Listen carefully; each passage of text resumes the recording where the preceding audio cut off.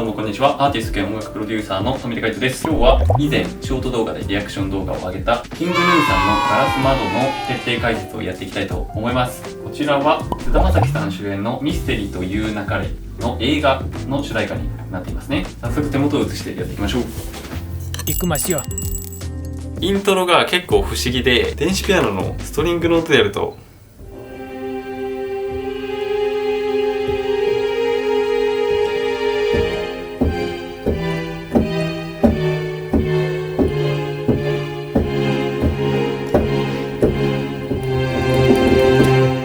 やっぱストリングスの音でやるとちょっと雰囲気出しやすいんですけど、この曲全体を通してベースとかコードが曖昧になる瞬間があるんですね。とりあえず僕の解釈で書いてみたので、そちらでやってみたいと思います。この加工ですよね。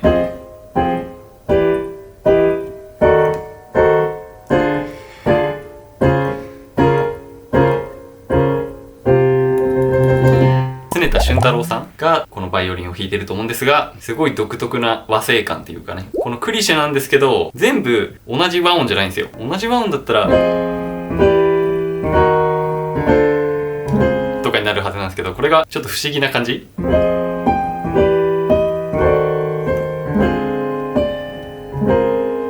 ただのこう全部が半音下がっていくんじゃなくて、一個ずつこうどういう和音を使うかっていうのが考えられている感じになってますね。でその後が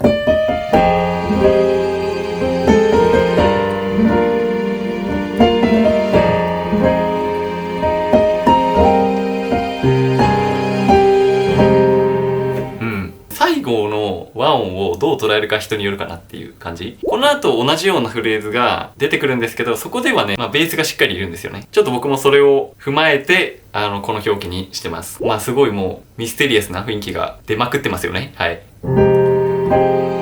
ちょっとこういう風にピアノとストリングス混ぜた方が今回雰囲気出るかな。だいたい電子ピアノってこういう風に音混ぜれるんで、ちょっとそれでやってみていいですか雰囲気重視で。でこっから歌いきますね。ねえお願いこの手を引き寄せ、幸せの向こう側まで連れてってよ。このまま人並みに溺れそうだわ。ガラス窓ににじむあなた尻目にありふれた夜に飲まれてく私。こんな感じですね。最初のサビ、井口さんの歌はウィスパーボイスで女性らしく歌ってるんじゃないかなって感じがします。人並みに溺れそうだわとか飲まれてく私、ヘッドボイスでウィスパーボイスっぽくやってるっていう感じですね。これね、厳密に言うとファルセットとちょっと違うんですね、感覚が。例えばこれファルセットだとねえお願いこの手を引き寄せ、幸せの向こう側まで連れてってよ。こんな感じ。息っぽい裏声っていうのがファルセットなんですよね。だけどこの曲っていうか井口さんのアプローチはねえねえってまずヘッドボイスが作ってあって、そこに息を足すんですね。ねえお願いこの手を引き寄せ、幸せの向こう側まで連れてってよ。音程が上の方に上がってったら結構そのヘッドボイスらしさが出てくると思うんですけど、閉じた裏声を出してそこから息を混ぜていくっていうやり方と、もともと息の裏声でいくっていうのは結構コントロール感とか質感が変わるんですね。かなり詳しい話になってしまいました。はい。2度からスタートして6度に解決するっていうコード進行が多いです。だからこれがなんかすごいミステリアスですよね。これが例えばだったらなんかねえお願いこの手をなんかもっとドシンってなるんですけど、今回はねえお願いこの手をちょっとこう大人な雰囲気なんです。で436これが続く感じです。ガラス窓ガラス窓なんだっけ、そうガラス窓とかの実は歌い方も前半と後半で違ったりするんだよね。これが難しい。ガラス窓煩わしきとかなってたり、なんか最後のボカロっぽくちょっと音が加工してあるとこ、これはガララズマドになってたり、結構変化があるんですね。あ、そう。あとね、ちょくちょくエッジボイスが入ります。幸せの幸せのみたいな。ゆっくりやるとこんな感じありふれたとか、こうちょくちょくエッジボイスが入るんだけど、それもなんかちょっとミステリアスな感じが出る気がしますね。A メロやってみます。A メロがね、マジでむずいんだわ。何が難しいかというと、まあちょっと井口さんが Twitter とかでもおっしゃってたんですが、歌は、ちょっとレイドバックしていくフレーズがあったりする。レイドバックっていうのはちょっと気持ちいいぐらい遅れて歌うっていう。これがレイドバック感ですね。あとはね、先に言っておくと、コード、ジャズとかよくあるんですけど、ピアノを弾くときに、こういう風にベースを一緒に弾く弾き方と、ベースを弾かない弾き方があるんですね。その場合、ベースの人がいたら確かに F マイナーだなとかわかるんですけど、次の A メロはベースがね、最初いないんですよ。だから、このピアノだけになってルート音がないので、何のコードか実は曖昧なんですね。だからこれが解釈が必要で、その前後の流れとかを踏まえて、ちょっと僕はこんな感じなんじゃないかなってやってます。守りにしてた頼りな夢をなくした時に何にすがればいい張り裂けそうな時なくした言葉をいつだってあなたは探し出してくれた。はい、難しいです。A メロはもう本当にすごくウィスパーボイスですね。なくした時に何にすがればいいとか、あなたは探し出してくれたのところが結構レイドバックになってきます、歌が。なくした時に何にすがればいいで、こうジャストに歌うっていうよりは、何にすがればいいこんな感じかな。ちょっとこう吐くよりも後ろにレイドバックしていく。それがね、センスがいるかもしれないです。たくさん練習することによるセンスですね。ここのあなたのレイドバック感とか結構難しい。単純な3連符だと、いつだってあなたはってなるんだけど、そうじゃなくて、ちょっと待ってから3連符をやるイメージ。いつだってあなたは探みたいな。こう、口で言うの難しいんだけど、レイドバックしながらその枠に収めていく感じがあるんですよね。歌だけだったら結構簡単かもしれない。たくさん真似したらできる。けどこう、ピアノ弾きながら、ピアノはちょっと拍感を出しながら、歌はレイドバックするっていうのはすごい難しいなっていうことを思いましたね。で、B メロやってみましょう。その後。で、ちなみに、この A メロと B メロは、この曲の中で1回しか出てこないんですよ。なんか、起承転結の章みたいな役割がすごいあって、その後にもう一回戻ってくるわけではないので、一つの方向に向かっていくっていうイメージ、ストーリー性がある音楽の作り方になってますよね。僕ね、この B メロ好きです。いつだってあなたは探し出してくれた心のきしむ音を奏でて乾いた痛みの数を数えて僕らは大人になってゆくものよだから泣かないでくれよハニーまずこの音のはめ方が好きなんですね。乾いた痛みの数を数えて僕らはここね、乾いた痛みの数を、ここが大好きです。イボインで伸ばすとこがあるんですけど、本当に数を数えてる感じが僕はするんですね。なんか、例えば、乾いた痛みの数を数えとかだと数えてる感じはしないんですけど、乾いた痛みの数を数えて僕らはいいっていいで続くからか数えてる感じがする。しかもこれがイボインなんですよね。なんかイボインで伸ばす気持ちよさみたいなのがあって、イってなんか一番母音の中では痛いイメージがあるんですよ、僕は。だから好きなのかな。歌詞とメロディーのシンクロ具合がえぐいなって思いました。で、僕らは大人になっていくものよもなんか段階を踏んでいく感じ、痛みを数えて段階を踏んで大人になっていくよっていうのがすごい、ここがすごいんです。はい。乾いた痛みの数を数えて僕らは大人になってゆくものよ。ここやばいよね。あとね、この a マイナー7フラット5の使い方、まずこのテンションいいよね。1回目がこうなんですよ。奏でて奏でてます、これは。で、次はゆくものよ。これね、音音はこうなんだけど、ここを使っちゃってるのね。これはつまりここに対する半音下の音なんで、絶対クラシカル的にはここに行くんですよ。こういうのをね、イオンとか言うのかな。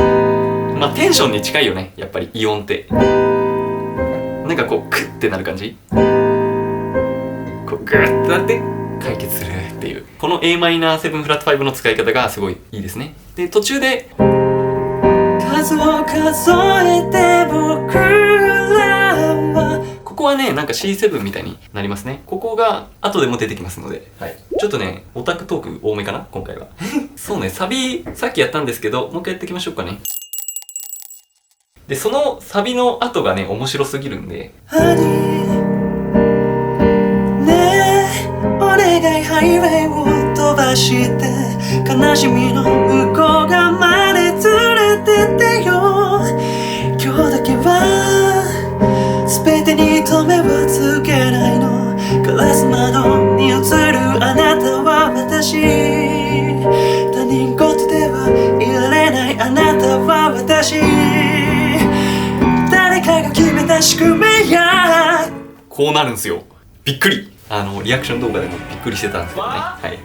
このサビから転調するときですよね。D メロのとこ説明していきたいんですけど、D メロはマイナス1のキーになってます。さっき F マイナーでスタートする C マイナーっていうキーだったんですけど、ってことは半音下の E マイナーでスタートする B マイナーっていうキーなんですよ。わかりますかね。はい。つまり半音下に下がってるんですよ。でちょっとこう力強くなるじゃないですか、歌も。ちょっとこう起承転結の点みたいになる場所なんですね。すごい盛り上がる場所。この半音下降転調をやるときって、今までは C マイナーなんで E フラットっていうキーですよね。E フラットの下なんでこの D メジャーっていうとこに行くっていう説明を一応させていただくんですけど、ってことはこの共通の音でここの7度の音が D メジャーの一応1度になるんですよ。だからここを共通音として半音下に下がるっていうのがたまにあって、いられないあなたは私で今までこの C マイナーナインスなんですけど、ここの7度の音で終わってましたよね。ここを伸ばしたまま、他人事ではいられないあなたは私、誰かが決めた宿命や。ここのキーに転調してるんです。だからここの7度をうまく使ってるんですね。 D メロやってみようかな、最後に。他人事ではいられないあなたは私、誰かが決めた宿命や。変えられない運命の中で生き抜く意味を探し続けたい。弱さは負けじゃない、壊れたら直せばいいよ。誰もが一悪を持っていびさ笑って、こうなるんですね。ここすごい気持ちいいですね。なんかこの最後も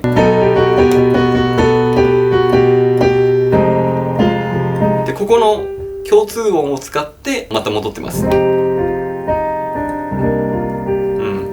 ここはね、実は3度と4度を起点に、音楽ってこことここがもともとスケール上で半音なんですよね。ここを利用することで半音転調をするっていうのがこの曲でも起きてるってことですね、簡単に言えば。だからさっきはここでここの音を使って半音下に転調した、今回はここの音を使って半音上に転調したみたいな感じだから、歌が別に歌いづらくないんですよ。歌はメロディーの通りに歌えばすごい歌いやすい。だからこういう和声的な転調ってことですね。僕そういうの大好きなんですよ。はい。あとこの曲のコードの注目ポイントはやっぱりこのマイナーナインスって音、3度のここのナインスっていうのは本来スケールの上にない音なんで、すごく不思議な雰囲気が出ますよね。これがね結構出てくるんですよ。さっきも G マイナーナインスとか実はちょっと出てきてるんですよね。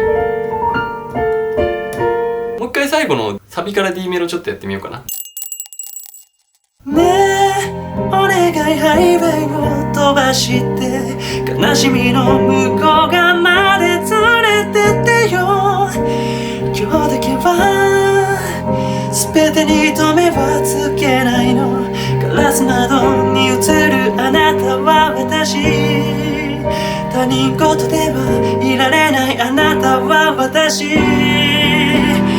誰かが決めた仕組みや変えられない運命の中で生き抜く意味を探し続けたい。弱さは負けじゃない、壊れたら直せばいいよ。誰もが一悪を持っていびさ笑って。